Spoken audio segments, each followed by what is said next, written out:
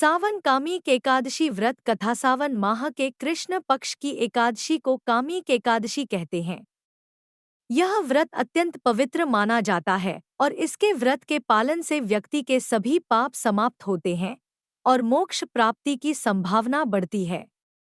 इस व्रत की कथा भी बहुत ही प्रेरणादायक है। कथा।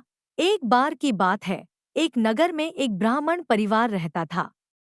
उनके घर में एक बहुत ही धार्मिक और भलीमानसी पत्नी थी, जबकि पति थोड़े अज्ञानी और दुनियादार थे। पत्नी ने पति से अनुरोध किया कि वे सावन माह की कामिक एकादशी का व्रत करें, क्योंकि यह व्रत भगवान विष्णु की विशेष कृपा को प्राप्त करने का एक महत्वपूर्ण साधन है। पत्नी की बात सुनकर पति ने व्रत करने का संकल्प लिया।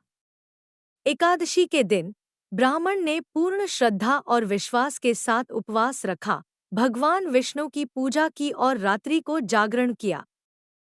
इस दौरान उन्होंने सुना कि एकादशी के दिन अगर किसी भी प्रकार का पाप किया जाए तो उसका परिणाम बहुत गंभीर हो सकता है, इसलिए उन्होंने पूरी सावधानी बरती। लेकिन ब्राह्मण के पड़ोसी एक तामसिक व्यक्ति थे जो कभी धर्म कर्म में विश्वास नहीं करते थे। उन्होंने ब्राह्मण का उपहास उड़ाया और कहा कि यह व्रत केवल समय की बर्बादी है। ब्राह्मण ने उन सब बातों को नजरअंदाज कर दिया और भगवान विष्णु की भक्ति में लगा रहा। व्रत समाप्त होने के बाद ब्राह्मण ने देखा कि उसकी आर्थिक स्थिति में सुधार होने लगा है और उसके जीवन में सुख शांति आ गई है।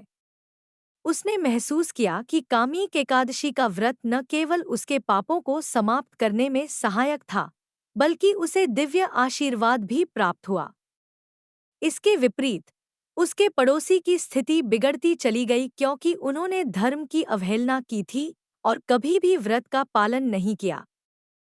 ब्राह्मण के परिवार ने इस अनुभव से सीखा कि एकादशी व्रत का पालन पूर्ण श्रद्धा और समर्पण के साथ करना चाहिए।